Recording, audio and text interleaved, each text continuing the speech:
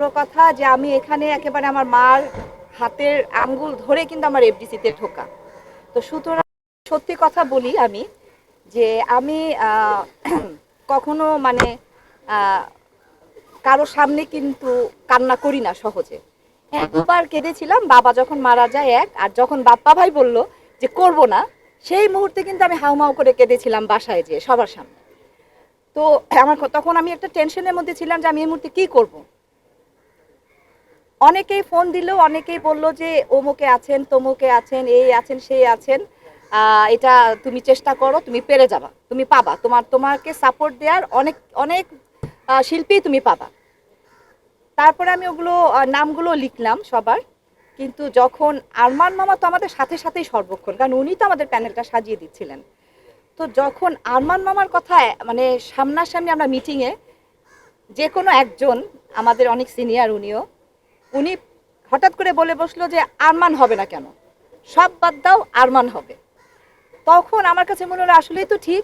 আরমান মামা তো মানে উনি তো বিপুল ভোটে সবসময় জয়ী হয়, তাহলে আরমান মামা কেন হবে? আরমান মামা তখনও মানে বলছিলেন যে না না না আমি, হ্যাঁ মানে এখানে তোমরা, উনি মানে মামা চাচ্ছিলেন কোনো নায়ক বা কাউকে নেই। মামা কিন্তু নায়কের চেয়ে কম না, হয়তো স্ক্রিনে না, বাট নায়ক তৈরির কারখানাই বলতে পারেন মামাকে। হ্যাঁ, তো সেই কারণে আমার কাছে মনে হয়েছে যে মামাই তো এফডিসির একটা হিরো, তাহলে মামা কেন না। হ্যাঁ, তো সবার সমর্থনে, সবার ইচ্ছায়, বিশেষ করে আমাদের ভোটারদের ইচ্ছায় মামাকেই কাজ করবো। আমরা জানি যে জয়চৌধুরী অনেক দিন ধরে নির্বাচন করে আসছে এবং জি, জয়ী হচ্ছে এবং সেগুলোর পাশে আমরা দেখে হ্যাঁ। সেক্ষেত্রে তার এগেনস্টে নির্বাচন আপনার কোনো এক্ষেত্রে কোনো চাপ আছে কিনা মনে হয়? না, আমি এটা কোনো চাপই মনে করি না। আমার কাছে আমি কিন্তু কোনো চাপ মনেই করছি না যে এই বিষয়টা কোনো চাপ। আর জয় এসেছে ফিল্মে 2012 সালে, আমি এসেছি 92 সালে। হ্যাঁ, তো ওর চাইতে কিন্তু আমি কাজের দিক থেকেও অনেক বেশি সিনিয়র। কথা যে আমি এখানে একেবারে আমার মার হাতের আঙ্গুল ধরে কিন্তু আমার এফডিসিতে ঢোকা। তো সুতরাং কিছু আমার চেনা।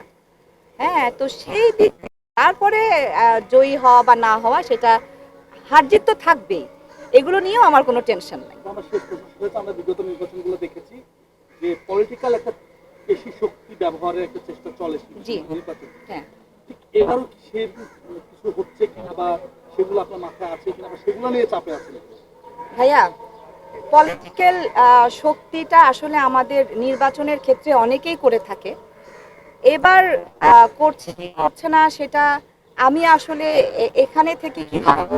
হ্যাঁ, এখন যদি কেউ এটা করে থাকে তাহলে অবশ্যই বলবো যে মানে পলিটিক্যাল সাপোর্ট থাকলে এমনিই দাঁড়ানো যায়, পলিটিক্যাল সাপোর্টের প্রয়োজন হয় না। আপনি কি আশঙ্কা করেন কিনা এই ধরনের চাপ হতে পারে? না, এটা আমি আসলে এগুলো এখন নাই বলি। হ্যাঁ, কখনোই আমরা এই আশা করি ধরনের না। আমরা আশাও করি আমরা না। যে এইখানে আমরা নিরপেক্ষভাবে চলতে চাই। না, আমি আমি মনে করব আমরাই শক্তিশালী প্রতিদ্বন্দ্বী।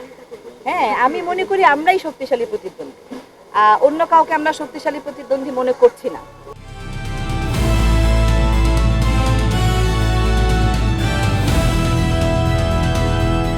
দিনাজপুর টিভি, মানুষের জীবনের কথা বলে।